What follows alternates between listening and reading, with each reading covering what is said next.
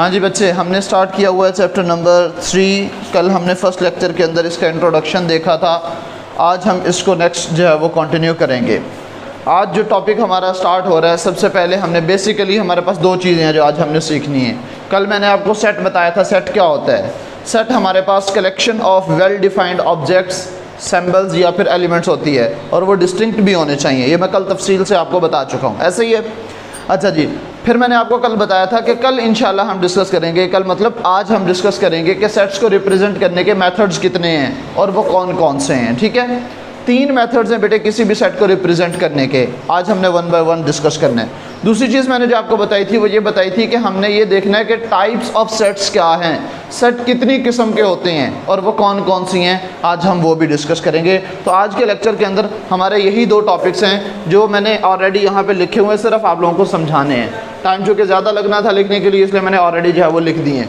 सबसे पहले ways of describing a set, किसी एक सेट को डिस्क्राइब करने के, राइट करने के, लिखने के, एक्सप्रेस करने के, जाहिर करने के, बयान करने के कितने मेथड्स हैं या कितने तरीके हैं। नंबर 1 बच्चों, 3 मेथड्स होते हैं। First one is descriptive form या डिस्क्रिप्टिव मेथड।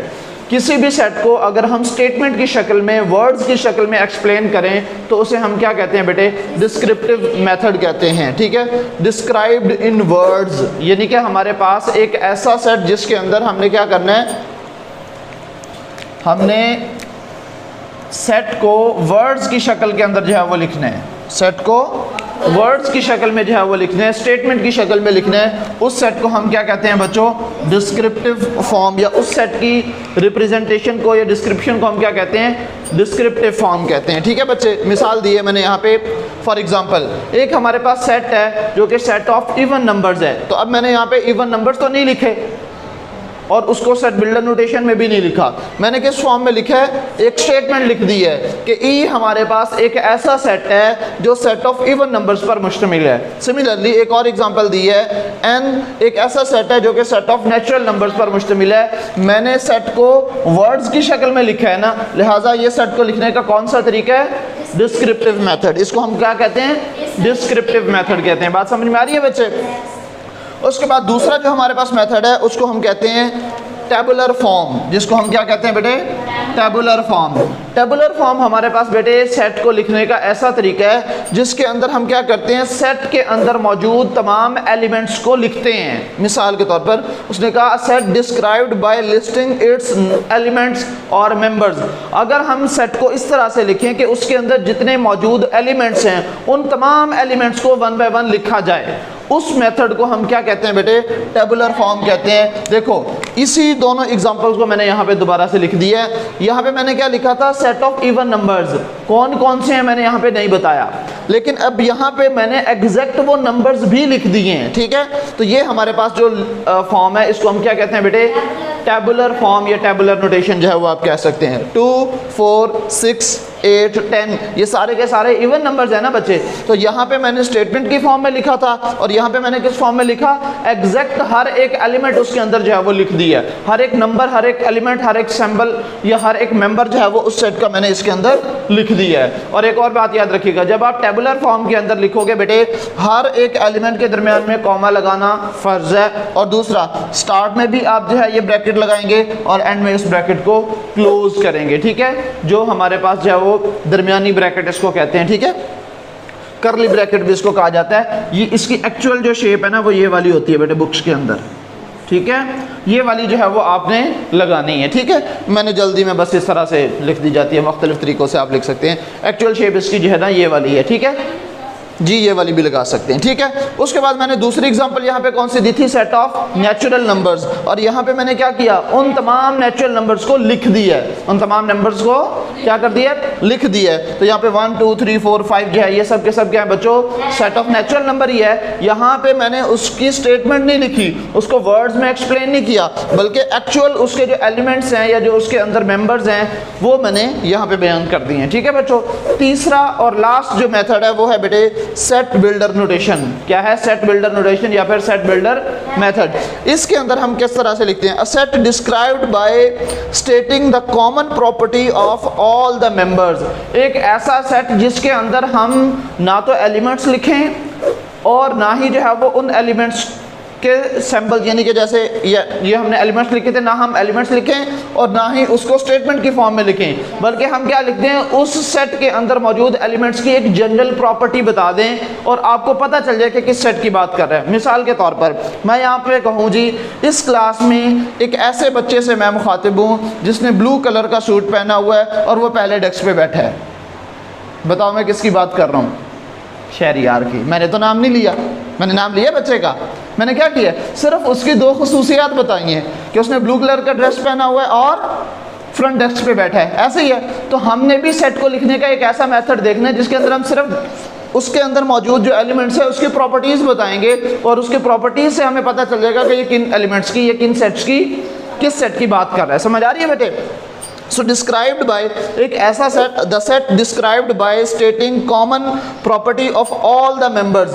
किसी भी सेट की अगर उस सेट के अंदर मौजूद तमाम एलिमेंट्स की एक कॉमन प्रॉपर्टी हम बयान कर दें जिससे हमें ये पता चल जाए, आइडिया मिल जाए कि ये किस सेट की बात कर रहा है या उस सेट के कौन से एलिमेंट्स की बात कर रहा है, तो इसे हम क्या कहेंगे बेटे? सेट बिल्डर मेथड कहेंगे या सेट बिल्डर नोटेशन कहेंगे। एग्जांपल्स मैंने आपको दो दी हुई हैं, यही दो एग्जांपल मैंने तीनों मेथड से रिप्रेजेंट किए ताकि आपका कॉन्सेप्ट बेहतर हो जाए। अब देखो बेटे, मैंने लिखा ई और क्या लिखा है उसके बाद एक्स। ये जो स्ट्रेट लाइन होती है बेटे, इसको क्या पढ़ते हैं? Such that. ये आपने ऑलरेडी पढ़ा हुआ भी है। इस स्ट्रेट लाइन का क्या मतलब है, क्या पढ़ते हैं इसको? Such that, such that. ठीक है। और उसके बाद एक और सैंपल आ रहा है, ये वाला, इसको पढ़ते हैं बेटे बिलोंग्स टू,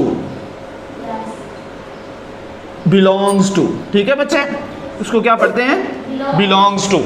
अब यहाँ पे देखो क्या कहा है मैंने, X such that x belongs to E, यानी कि इस सेट के अंदर ऐसे एलिमेंट्स मौजूद हैं जो किस सेट से बिलोंग करते हैं?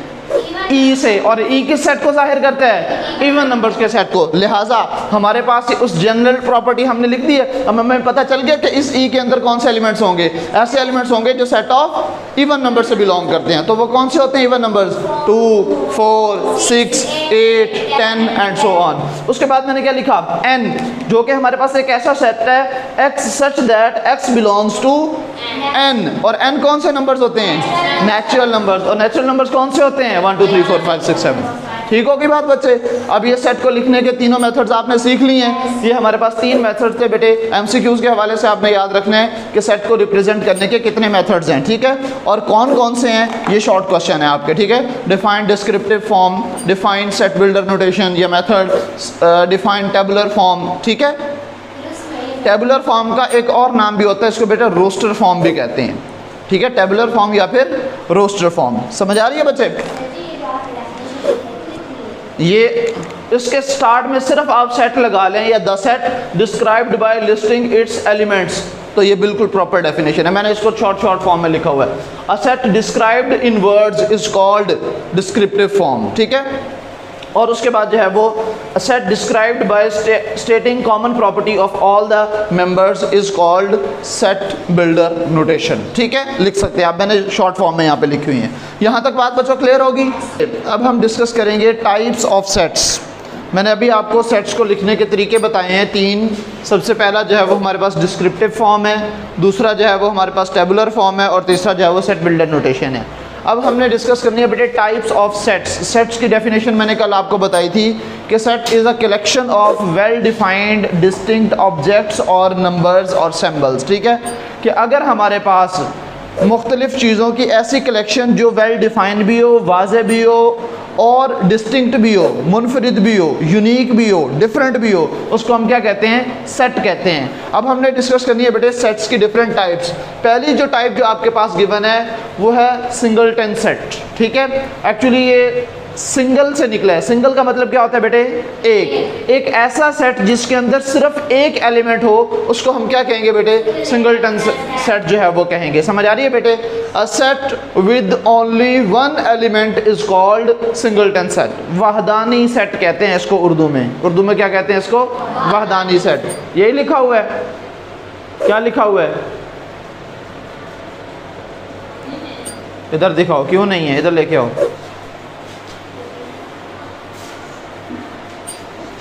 कह रही है ही नहीं है, पता नहीं कहाँ देख रही है।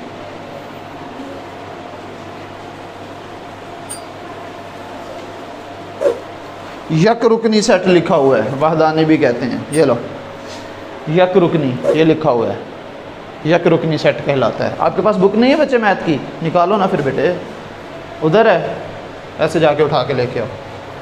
अच्छा बेटे, एक ऐसा सेट जिसके अंदर सिर्फ एक एलिमेंट हो उसको हम क्या कहते हैं? सिंगलटन सेट कहते हैं, जिसको उर्दू में यक रुकनी यानी कि सिंगल रुकन पर मुश्तमिल जो सेट होगा वो क्या कहलाता है? सिंगलटन सेट कहलाता है, या जिसको यक रुकनी सेट जो है वो कहते हैं। उसके बाद है बेटे हमारे पास एम्प्टी सेट, और ये उसकी एग्जांपल दी हुई है। एक हमारे पास ऐसा सेट है जिसके अंदर एक ही एलिमेंट है जो कि क्या है? 3। बी हमारे पास एक ऐसा सेट है जिसके अंदर सिर्फ एक ही एलिमेंट है जो कि क्या है? 0। समझ आ रही है बात बच्चे? उसके बाद जो नेक्स्ट सेट है वो है हमारे पास एम्प्टी सेट, जिसका दूसरा नेम नल सेट भी है, जिसका तीसरा नेम वाइड सेट भी है, ठीक है, जिसको उर्दू में कहते हैं खाली सेट। जिसको उर्दू में क्या कहते हैं? खाली सेट। एक ऐसा सेट बेटे एम्प्टी सेट कहलाएगा या नल सेट कहलाएगा जिसके अंदर कोई एलिमेंट ना हो, जिसके अंदर सिरे से कोई एलिमेंट हो ही ना, वो क्या कहलाएगा बेटे? एम्प्टी सेट कहलाएगा। ठीक है, अब आपके माइंड में एक सवाल पैदा होना चाहिए कि एम्प्टी सेट कैसे हो सकता है, जबकि हमने कल डेफिनेशन में ये पढ़ा था, अभी भी मैंने आपको ये बताया है कि सेट तो कलेक्शन ऑफ नंबर्स है, कलेक्शन ऑफ सिंबल्स है, कलेक्शन ऑफ आइटम्स है, तो जब है ही खाली तो वो सेट कैसे कहलाएगा? तो एक्चुअल में बेटे ये इस्तेमाल होता है जब हम दो इक्वल सेट्स को माइनस करते हैं तो उससे हमें जो रिजल्ट मिलता है वो बिल्कुल एक एम्प्टी सेट होता है, यानी कि उससे कोई रिजल्ट नहीं मिलता, खाली मिलता है। ठीक है, कोई आंसर नहीं आता। दो इक्वल सेट्स, मिसाल के तौर पर ए हमारे पास एक सेट था बच्चों, उसके एलिमेंट्स हैं 1, 2 और 3, और बी भी हमारे पास एक सेट है जिसके एलिमेंट्स हैं 1, 2 और 3। जब मैं a माइनस बी करूँगा तो बेटे क्या होगा? 1, 2, 3 माइनस 1, 2 और 3। जब मैं 1 को 1 से माइनस करूँगा तो क्या बचेगा? कुछ भी नहीं, ये इससे कैंसिल हो जाएगा, ये इससे कैंसिल हो जाएगा, ये इससे। इस तरह से कैंसिल करना नहीं है, ये आपको समझाने के लिए कर रहा हूँ कि 1 माइनस 1, 2 माइनस 2, 3 माइनस 3, तो क्या बचा? बचे कुछ भी नहीं बचा ना। तो लिहाजा यहाँ पे हमारे पास ये आ जाएगा एम्प्टी। ये जो सेट बना है इसको हम कहते हैं बेटे एम्प्टी सेट। इसको हम क्या कहते हैं? एम्प्टी सेट, जिसको उर्दू में क्या कहा जाता है? खाली सेट कहा जाता है। ठीक है बेटे, बात समझ में आ रही है? एक ऐसा सेट जिसके अंदर कोई एलिमेंट ना हो उसको हम एम्प्टी सेट कहते हैं, या उसको नल सेट कहते हैं, या उसको वॉइड सेट कहते हैं। ठीक है बेटे, ये उसकी एग्जांपल दी हुई है। सी हमारे पास एक ऐसा सेट है जिसके अंदर कोई एलिमेंट नहीं है, सो सी इज एन एम्प्टी सेट। ठीक है, सिमिलरली डी भी हमारे पास एक सेट है जिसके अंदर कोई एलिमेंट नहीं है, ये भी एम्प्टी सेट है। और ये बात आपने लाजमी याद रखनी है कि एम्प्टी सेट को बेटे दो सिंबल से जाहिर किया जाता है, एक ये वाला साइन और एक खाली ब्रैकेट्स। ठीक है, ये जो हमारे पास एम्प्टी सेट का सिंबल है जिसको हम फाई कहते हैं। क्या कहते हैं बच्चे? फाई कहते हैं, जो कि एम्प्टी सेट को जाहिर करने के लिए इस्तेमाल होता है। बात समझ में आ रही है बच्चे? उसके बाद जो नेक्स्ट हमारे पास टाइप है, थर्ड टाइप, जो कि क्या है? Equal sets. इक्वल सेट्स को उर्दू में कहते हैं मसावी सेट्स। ठीक है, इक्वल कहते हैं मसावी को, बराबर को। ठीक है, दो सेट्स बेटे कब इक्वल होंगे?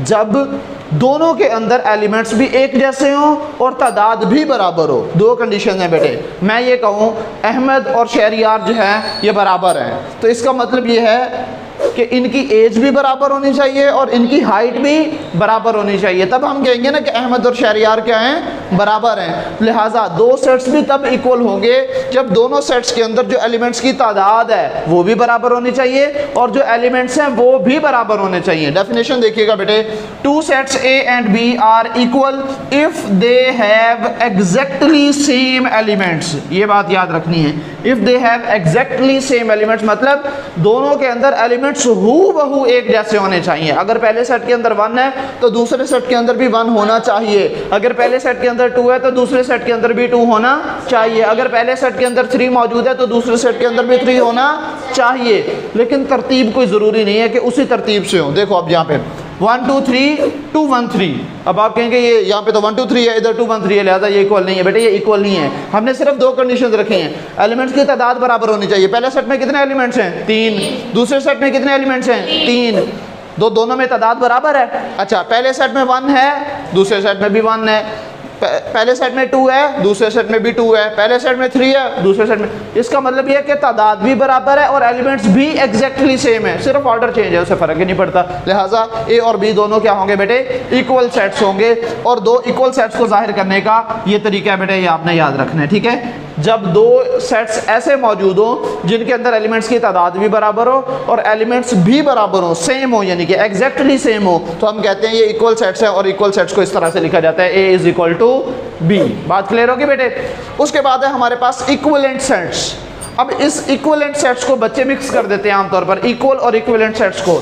याद रखिएगा बेटे, इक्वल का मतलब यह है कि हर लिहाज से बराबर, एग्जैक्टली सेम, तादाद भी सेम है, एलिमेंट्स भी सेम है। जबकि इक्विवेलेंट सेट्स के अंदर सिर्फ तादाद बराबर होगी, एलिमेंट्स एक जैसे होना जरूरी नहीं है। देखो बच्चे, two sets A and B are equivalent if they have equal number of elements। उसने ये नहीं कहा कि exactly same elements, उसने क्या कहा? if they have equal number of elements, elements की तादाद बराबर होनी चाहिए। देखो मिसाल देता हूँ, पहले सेट के अंदर एलिमेंट्स कौन कौन से हैं? A, B और C। कितने एलिमेंट्स हैं? 3।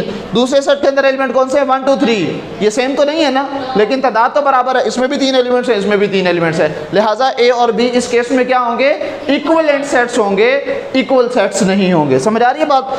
अच्छा, इक्वल सेट्स को लिखने का तरीका बेटे यह है A is equal to B, जबकि इक्विवेलेंट सेट्स को लिखने का तरीका यह है A और इसके दरमियान में मद लगा देनी है आपने। ओ अलिफ मद नहीं होती, ठीक है? तो ये हमारे पास दरमियान में ये साइन आ जाएगा और B, और इसको पढ़ेंगे कैसे? A is equivalent to B, A is equivalent to B, और इसको क्या पढ़ेंगे? A is equal to B। समझ आ रही है बात बेटे? क्लियर होगी बात?